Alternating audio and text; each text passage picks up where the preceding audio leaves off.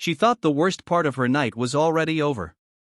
12 hours of alarms, blood, whispered prayers, and goodbyes she could never forget. All she wanted was to drive home, peel off her shoes, and sleep.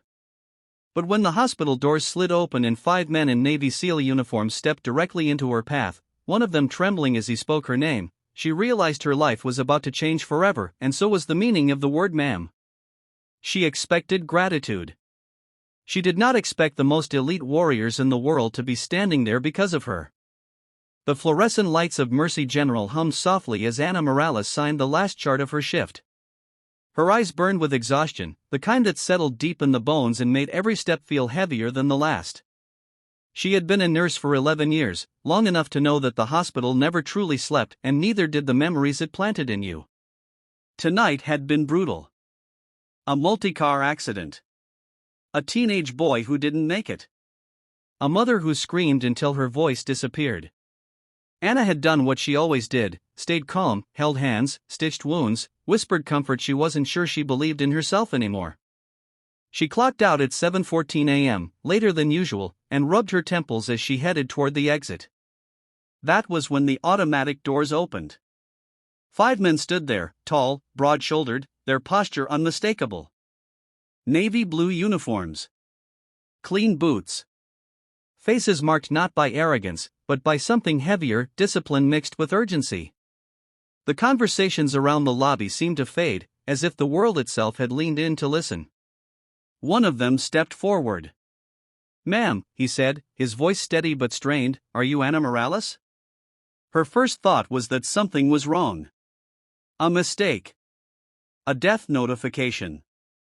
Her stomach tightened. "Yes," she answered cautiously. "I'm a nurse here." "Is something?" Before she could finish, the man swallowed hard. His jaw clenched as if holding back emotion he wasn't trained to show. "Ma'am," he said again, softer this time, "we've been trying to find you for 3 years." The lobby seemed to tilt. 3 years? Ana glanced around, half expecting someone to laugh and say this was a joke. It wasn't. The other men stood silently, their eyes fixed on her with an intensity that made her chest tighten. "I don't understand," she whispered. Another SEAL stepped forward, younger than the first, his hands clasped tightly in front of him. 3 years ago, overseas. Field hospital. You treated a patient brought in unconscious. No name. No rank.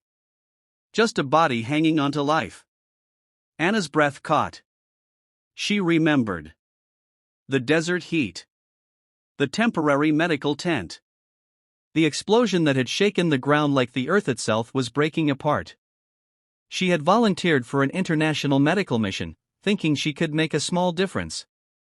She never expected war to look like that. Never expected the flood of wounded soldiers, never expected to work for 36 hours straight with barely any sleep. And she remembered him. He had been brought in near death, burns along his side, shrapnel wounds, a pulse so weak she thought it might slip away beneath her fingers. No ID. No time. "I stayed with him," Ana said slowly, her voice trembling. "Everyone else was evacuating. I wouldn't leave." The lead SEAL nodded, eyes shining. "You talked to him. You held his hand. You told him he wasn't alone." Ana felt tears sting her eyes. She had done that for so many patients. It was how she survived the job, by reminding herself that presence mattered, even when medicine failed. "He survived," the SEAL continued. "Against every odd. He's alive today because of you." Ana's knees weakened, and she reached for the counter behind her.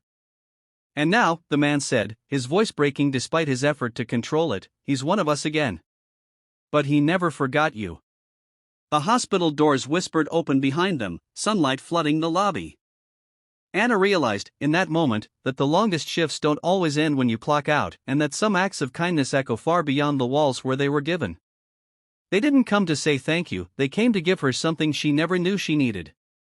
The SEALs led Ana outside, where the morning air felt unreal against her skin. A black SUV waited at the curb. She hesitated. "I don't usually go anywhere with strangers," she said weakly. The first man allowed a small smile. "Ma'am, we promise this is the safest ride you'll ever take." Inside the vehicle, silence wrapped around them. Anna's thoughts raced. She thought of her small apartment.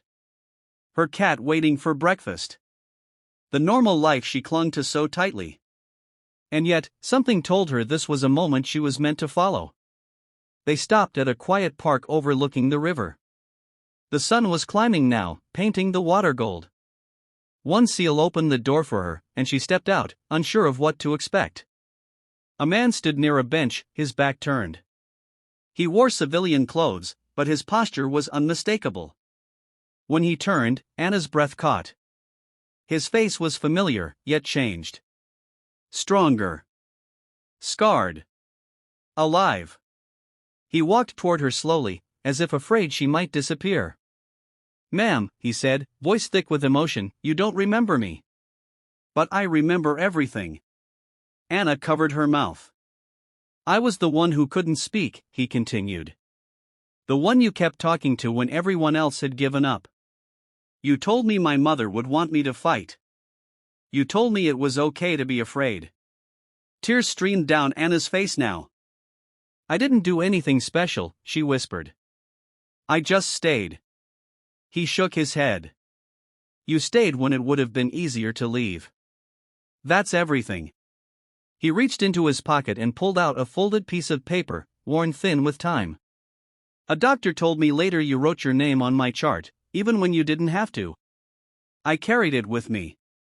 Every deployment. Every dark moment." The other SEALs stood at a respectful distance, eyes lowered, giving space to a moment that felt sacred. "I came back because of you," the man said. "Not just to life, but to purpose." Anna felt something shift inside her, something long burdened by grief and burnout and the quiet guilt nurses carry for the lives they can't save. "I've lost so many," she admitted. "Sometimes I wonder if any of it matters." He met her gaze, unwavering. "It matters. You matter." The SEAL stepped forward then, presenting her with a small box. Inside was a simple medal, not official, not ceremonial. Engraved were the words, "For the one who never walked away." Anna held it with trembling hands. That night, she went home different than she had arrived at work the day before. Not lighter, but stronger. Reminded. Because sometimes heroes don't wear uniforms. Sometimes they wear scrubs, work endless shifts, and believe their kindness disappears into the noise. But kindness never disappears. It waits. It survives. And one day, it comes back, standing tall in front of you, calling you ma'am with a gratitude that changes everything.